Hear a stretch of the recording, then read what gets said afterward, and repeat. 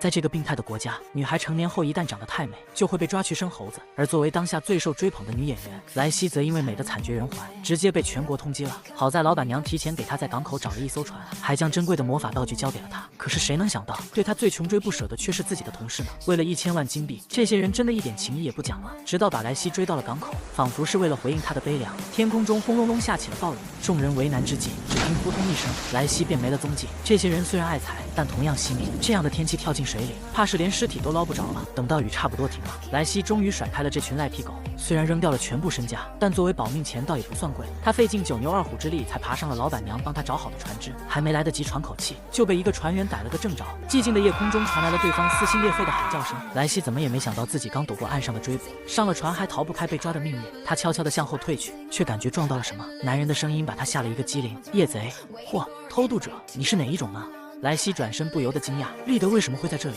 好久不见呐，贝洛卡，你为什么会在我的船上？这么晚来找我没什么想说的吗？这一连串的问题把莱西都给问懵了。他这是上错船了吗？不然这老板娘就有些过分了呀。突然从房间外传来嘈杂的脚步声，莱西情急之下向男人伸出了手，死马当活马医吧，毕竟总得试试才行。但利德却抓住了他的手腕，难道指尖里藏的麻痹毒素被发现了？管不了那么多了，莱西上前抬起脚尖，主动向男人凑了过去。下一刻，他们就以极其暧昧的姿势躺在了软榻上。这时西蒙推门而入：殿下，您。紧接着他的话便卡在了嗓子眼里。只见他们不近女色的太子殿下正要和一个女人酱酿酿，而当事人莱西也是懵逼的不行，这啥情况啊？不过话说回来，他怎么表现得这么自然啊？利德抬起头，眼神犀利地看向门口，属下该死。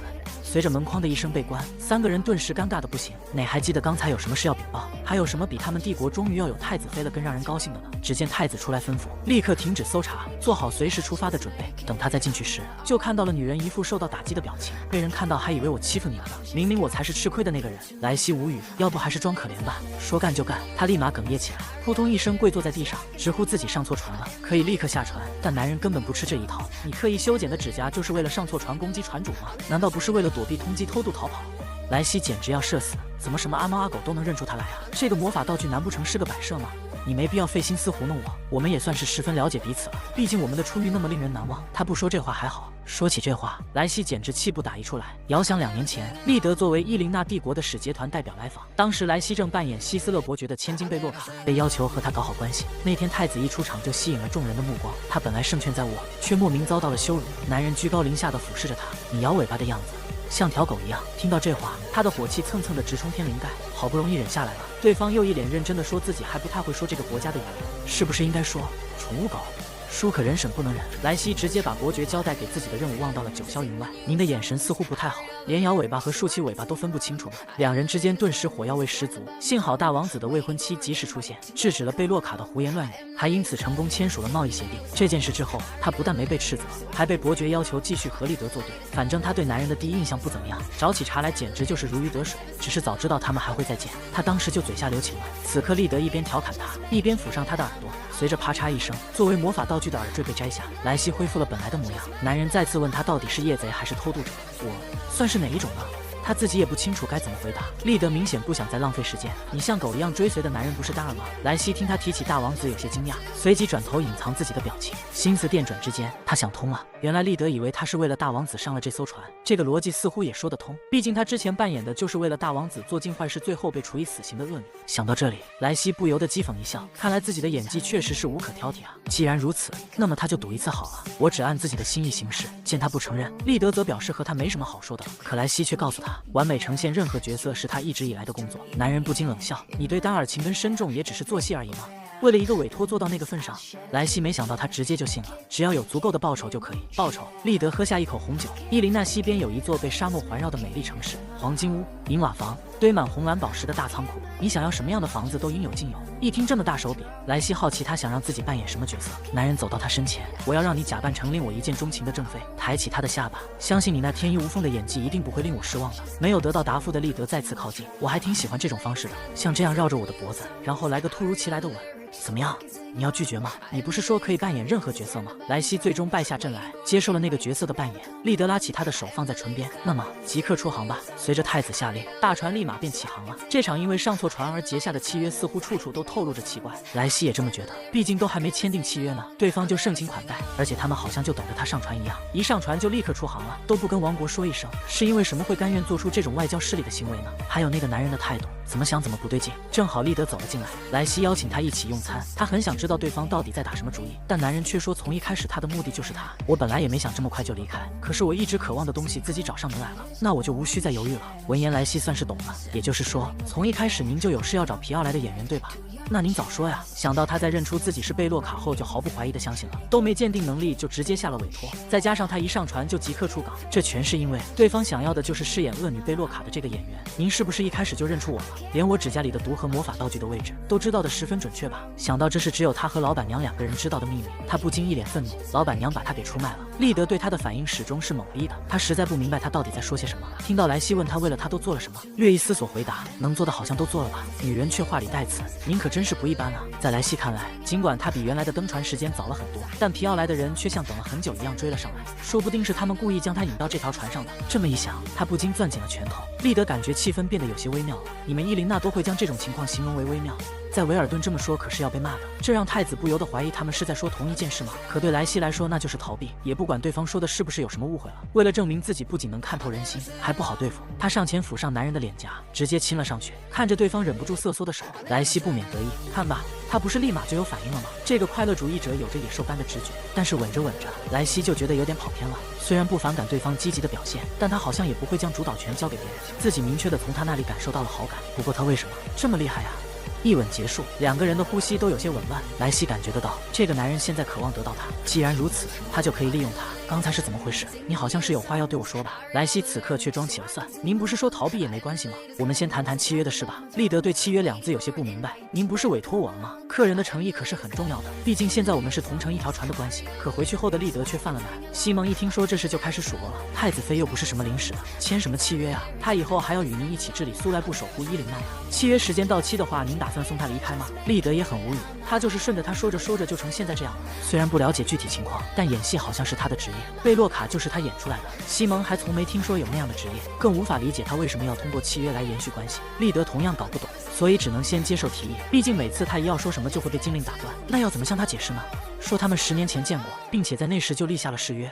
西蒙提议3天后再向太子妃解释，到时候他们跨越对面海域，界限消失，精灵也将消失，再解开所有的误会。但被殿下拒绝了。现在提起10年前的事，会让他觉得我在背后调查他而讨厌我的，居然都不记得我了。契约到期之前，我要勾引到他，将他留在我的身边。亲耳听到殿下说出这么低级的言辞，西蒙简直无语至极。但利德此刻脑子里只有他的太子妃，还把这个艰巨的任务交给了辅佐官，那不是你的工作吗？可西蒙对这方面也是一无所知啊，而且还是第一次看到皇太子着急的样子。听到对方又问他是把衣服穿上还是像现在这样光着比较好，他一口老血喷了出来。此刻那个对外表喋喋不休的男人，真的是殿下本人吗？该不会是被水鬼附身了吧？请您自重啊，您要是太过横冲直撞的话，会吓到太子妃的。闻言，太子紧盯着他，是吗？你确定吗？不确定。他一个母胎单身狗怎么确定呢？但身为副官，他的责任就是解决问题。殿下觉得莱西好像一直都活得很艰难，所以他想帮他扫平这一切。就算他忘了他们的约定，他都会陪在他身边，再也不分开。现在他只需要享受美好的生活，做他的新娘就好。另一边，莱西却开始怀疑自己的决定了，竟然是去伊琳娜，这也太远了吧？当然，这样就没人能找得到他了，也算是好事一件吧。可是为什么偏偏是新娘呢？看着房间里的大床，他突然就回想起了和利德略的事，但还是搞不懂他怎么会随便找个人结婚。莱西并没有注意到，在房间的角落里有一条黄黑相间的尾巴在摇摆，他心大的在软榻上睡了过去，不久后就被噩梦惊醒了。这时房门被敲响，一个红发男人扭捏着表示，殿下在洗澡期间让他来保护他，这倒是给了莱西调查的机会。他立马化身记者，趁机打听伊琳娜的风土民情，只是对于太子妃要负责的事情却含糊其辞，这反而让莱西起了疑心。等到利德进房后，他便催促他尽快解决协议，毕竟干他们这行的还是落实到白纸黑字才更让人放心。可男人却有些心不在焉，我可是洗完澡过来的，他怎么都不紧张啊？为了缓解尴尬，他把协议书的内容念了一遍，其中包括甲方需要保证乙方人身安全，并提供物质与精神上的援助，还要在委托成功结束时支付1000万金币，之后不能再找乙方。而关于契约时间，则是双方需要约定的。你为什么落下了委托失败的情况？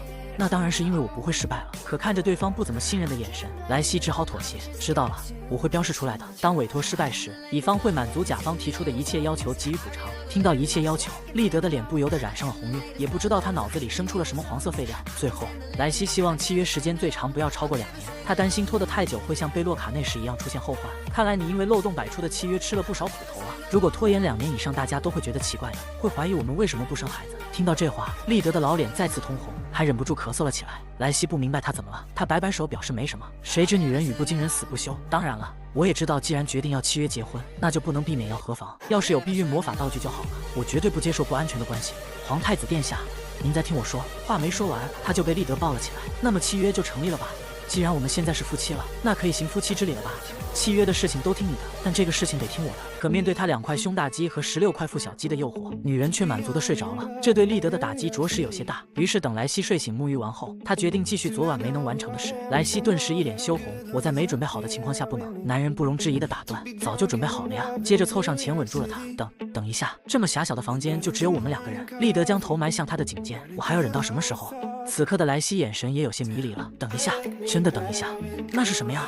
只见黑黄相间的尾巴在角落摇来摇去。利德看了一眼，并无惊慌。你第一次看到泰鲁吗？伊琳娜的人都各有魔力，当魔力成熟时，便可以塑造出守护灵泰鲁。而在域外，能塑造泰鲁的人只有我。你不用担心，洁癖是不会伤害你的。我们接着做刚才没做完的事吧？还是说你讨厌？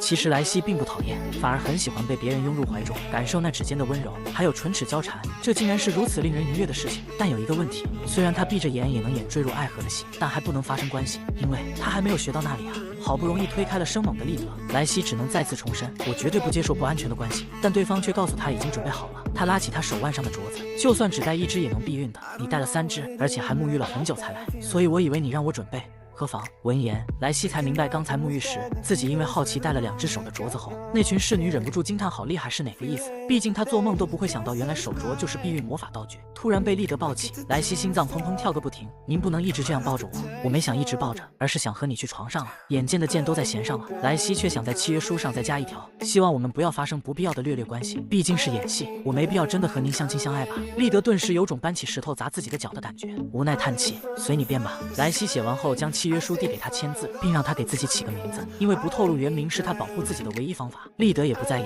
涅赖德斯，海洋女神这个名字比较好。莱西看着他微笑的样子，竟有些愣神，随即签下了名字。没多久，西蒙前来正式拜见太子妃。面对莱西突如其来的感谢，他居然没出息的打了个激灵，之后面红耳赤，磕磕巴巴的语无伦次起来。而当太子殿下吩咐他先处理交代的事情时，他又秒变沉稳。等到利德离去，莱西趁机询问皇太子是怎么说他的。西蒙将早就和殿下套好的话一一陈述。说实话，我不太理解，为什么大家都不问我呢？因为第一个看到您的船员不记得您的尊荣了，而且大部分人不会说通用语，所以不清楚在维尔顿发生的事。但莱西清楚，西蒙对曾经被洛卡的行径了如指掌。你也丝毫不介意吗？得到对方肯定的答案后，他就更心虚了，只能再次感谢。可西蒙的反应着实夸张了些，老脸红扑扑的一副娇羞样。莱西又问起了手镯，伊琳娜的人日常也会戴吗？得知在这艘船上只有殿下会佩戴，这也是特意赐予太子妃的贵重物品，他认为这是太子必备的道具，于是不由得开始怀疑，难道利德还有其他的侍寝对象吗？他的女人多到需要佩戴2、3个手镯？